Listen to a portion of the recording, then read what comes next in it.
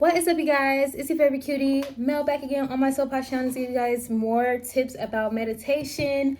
Recently, I have acquired a pair of mala beads from Amazon, and I find that it's really helped me to stay more consistent with my affirmations, my mantras, and just meditation in general. And I just kind of want to share with you guys how it's been helpful for me. Maybe you want to try it out. But before we get started, if you guys have been watching my videos, you know that I've been incorporating me and me affirmations every single time. So we're going to go ahead and draw a card really fast. If you're not interested in affirmation cards, then you can go ahead and skip to the review and just the tips about the meditation and how mala beads have helped me. But if you have a second for just a positive affirmation, then we will pick one right now. Okay, reason to smile. Affirmation. I am going to smile today and not feel guilty about it. Reminder, it's okay to want to smile even if the world is a bit dark right now. Practice. Look in the mirror and stare at yourself until you smile. How long did it take you? Try to break your record next time.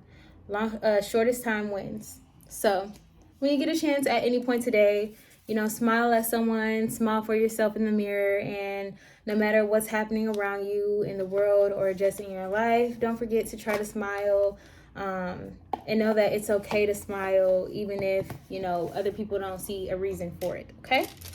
So let's just hop right into it. So mala beads are commonly used for meditation in, I think it's Buddhism. Buddhism and Hinduism. I actually learned about mala beads from my mom. She sent me like an article and told me about them. And I immediately saw how they could benefit my life. So I actually got some before she did. So I went ahead and bought some off of Amazon. These were, I think, only about $6. I decided that when I'm usually first trying something, I don't go all out and be like, oh, let me just get the most expensive things. There's a lot of different kind of mala beads. You can get them in different stones if you're into crystals, different crystals that help you feel whatever it is that you're looking for, whether you're looking for groundedness, self-love, whatever, you can do that. These are just, I think it's rosewood, sandalwood, red sandalwood, and just simple yarn at the end.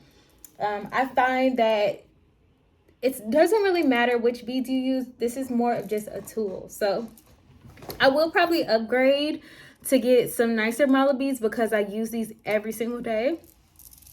Sorry, guys. Let me drink some water. My voice is cracking.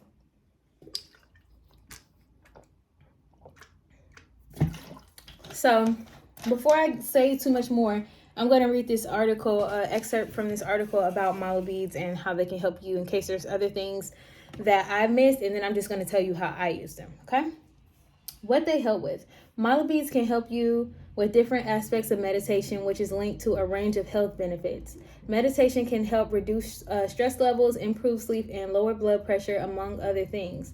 But meditation isn't always easy. Many people find it hard, especially in the beginning, to keep their mind from wandering off. That's where the mala beads come in. Mala beads have the purpose of keeping you focused during meditation, says someone. And then Smith explains 2 ways a mala can help make meditation easy. It's the repetitive movement of your fingers across the beads to help ground you. And touching the beads as you say a mantra helps you keep track of how many times you've repeated the mantra. So basically, there's 2 different ways, probably many other ways. You can come up with your own ways. I believe that when it comes to spiritual practices, there's really no right way per se. It's what works for you. Okay, so I read on here sometimes people will do if you just want to simply focus, you can use your mala for breathing exercises. So each bead will be representative of one breath in and out. So you have this here to help you keep track of when you reach the end of a cycle, which is 108, which is a significant number in Buddhism and Hinduism. If that doesn't really matter to me, but if it matters to you, then there goes some significance in that. But basically you could do in and out for each bead, and then you just continue. So let's just for practice sake and just to show you what that means.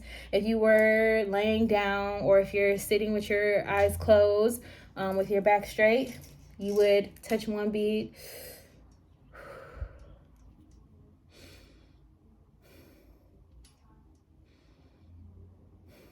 So you see how for each in and out, you can do a breath. And I find that it does help me to stay more focused, because just having something tangible to help me keep track of what it is that I'm doing constantly brings me back to the practice. And you guys know, obviously, I'm really into affirmations. Affirmations and mantras are very similar. They're not exactly the same, because like some mantras can be like a that could be a mantra for some sounds and different things. It depends on what you're into. But me personally, I like to use these to affirm things. So I have my own personal affirmations that I'll use. Okay, so let's see. I'll just make one up right now, or I'll give you one of my more simple ones. So I'll do, I am happy and content. I am happy and content. And I'll do this while I'm in meditation. I am happy and content. I am happy and content. I will continue to go all the way around and circle all the way back. And I find that meditation is just so much easier for me to get into. It's become a daily practice for me. Sometimes I do it more than once a day. And I used to sometimes struggle to quiet my mind in order to have an effective like meditation. And now I find that these beads have made it so much better for me. And I still sometimes meditate without them. If I'm doing like a guided meditation, I don't necessarily need them for a guided meditation because it's being guided for me. But when I'm doing my own meditations on my own, I almost never do them without my mala beads at this point. I use them every single time. I use them so much that they're usually in my bed where I meditate. So like if I can't find them, they're probably in my sheets, under my pillow, or in my blanket, because I just find them that useful. So let's see.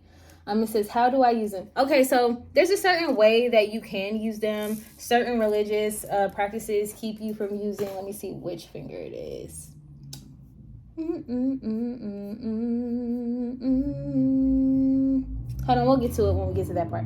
Okay, so yeah, you can do the controlling your breath, the repeating the mantra, and then it's talking about choosing your beads. Malas come in a range of styles and colors. The beads themselves can be made from seeds, precious or semi-precious stones, wood, or other materials. Since you'll use the mala to promote calm and relaxation, it's important to choose beads that feel good to you.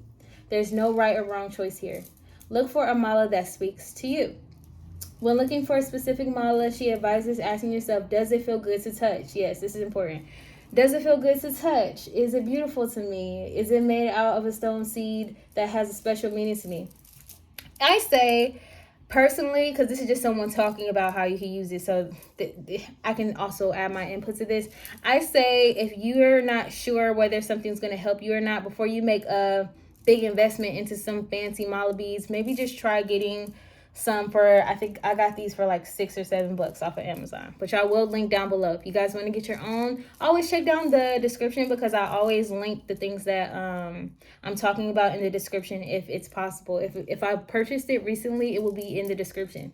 So yeah, but I do agree that it's nice to, with my mom, she just got some, and she got some really nice stone ones, and I felt like they are really nice to touch, which is motivating me to get some new ones that have a little bit more weight to them. But I really feel like the effectiveness is more in the practice. It's not really about what you use, it's about how you use it. Okay, so let's see. Yeah, it says traditional mala necklaces have 108 beads, which reflects a sacred number in both Hinduism and Buddhism, which we talked about.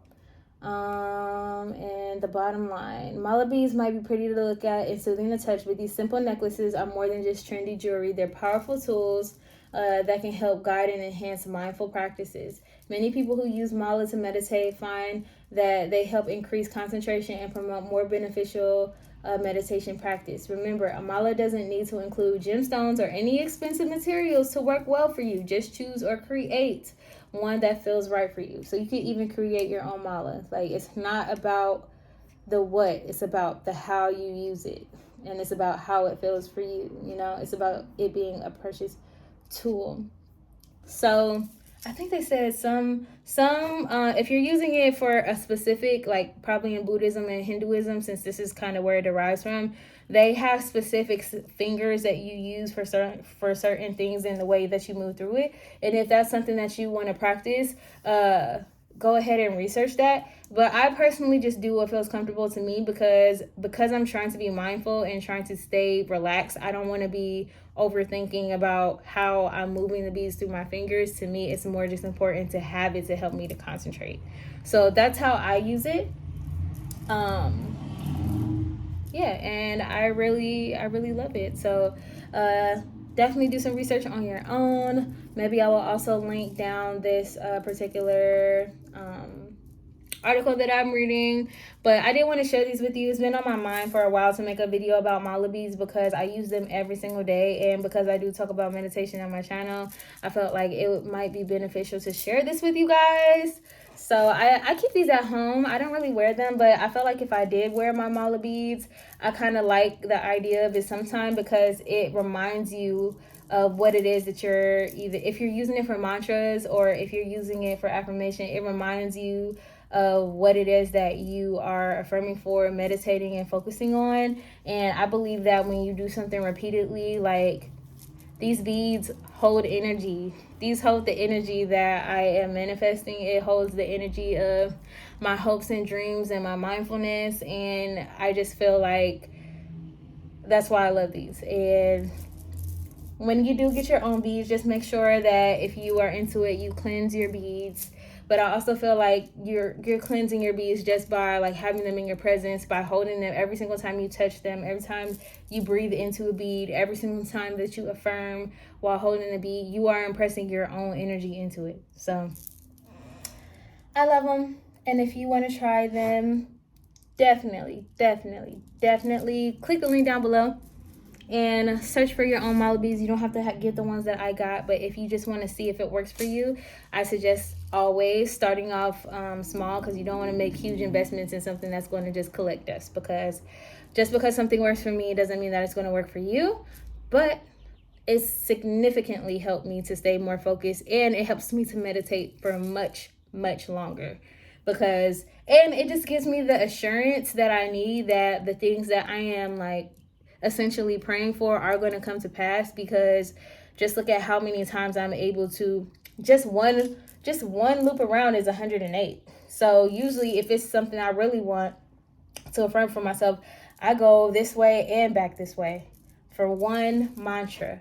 So it just affirms to me that I could trust that my subconscious mind is being impressed, because I'm extremely relaxed when I'm doing this. I'm getting better at meditation, and I'm so much better at relaxing myself so much quicker. So I just have so much faith that every single time that I impress something, that it's going to appear in my world, and the things that I'm affirming for in my meditation are going to happen for me. Especially even just, it also encourages me just to even affirm for just the simple things like I'm happy and content, or I'm at peace and happy, whatever. When I do affirmations and mantras like that, it really manifests throughout my day. I notice when I'm feeling happier. I notice when I have a general sense of peace and warmth throughout my day. And stuff like that is sometimes even more valuable than the other things that we want in life. Just feeling good and feeling like at peace within yourself. And it makes life worth living, truthfully, because it's like you can have material things all that you want. You can have all the money in the world, but that doesn't compensate, and that doesn't necessarily create lasting peace, joy, happiness, warmth in your everyday life, wanting to be here, being happy where you are, no matter where you are, is very important. So I won't ramble on too much more. But like I said, these are just my favorite tools. I have them with me every single day. I don't take them with me because I would never want to lose them. I just have them in my room constantly, just absorbing the energy of all of my hopes and dreams and desires, and I use them every single day. So I think I told you that enough. Stay posh and stay cute. Make sure to subscribe to the channel if it's something that you want to do. Obviously, if you made it all the way to the end, you like something about my personality, because you can definitely learn about these anywhere. So go ahead and join the family, become a reoccurring cutie. Give this video a huge thumbs up, especially if you order some and you like it. Come back to the video and like it, but actually don't. Just go ahead and do it now. Just do it now, because the intention is to help. So I'll see you guys in the next one. Mwah.